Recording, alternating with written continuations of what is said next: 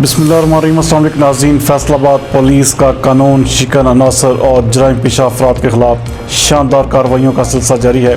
हमारे नुमाइंदा एक्सूसी शहजाद अख्तर के मुताबिक थाना लुधियानावाला पुलिस ने एक कार्रवाई करते हुए 4 डाकुओं को गिरफ्तार कर लिया। मुलजमान जाहिद, हक नवाज, हमीद और आमिर डकैती की मुतअद्दिद वारदातों में मतलूब थे।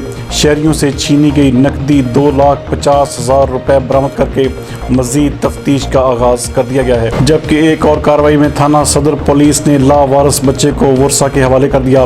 पिंडी भटिया के रहायशी बिलावल का 8 साल गूंगा बहरा बच्चा पुलिस को लावारिस मिला, जिसे मुकामी पुलिस ने वर्षा को तलाश करके बच्चा उनके हवाले कर दिया। जबकि एक और कार्रवाई में थाना रजाबाद पुलिस ने शानदार कार्रवाई का मुजाहरा करते हुए मासूम बच्ची से जिना के मुर्तकिब मुलजमान को गिरफ्तार कर लिया। मुलजमान बुरहान और जिशान ने ज़बरदस्ती 6 साल बच्ची के साथ ज्यादती की थी। थाना रजाबाद पुलिस ने मुकदमे का इंदराज कर दिया है, जबकि इस सिलसिले में तफ्तीश का आगाज़ कर दिया गया है।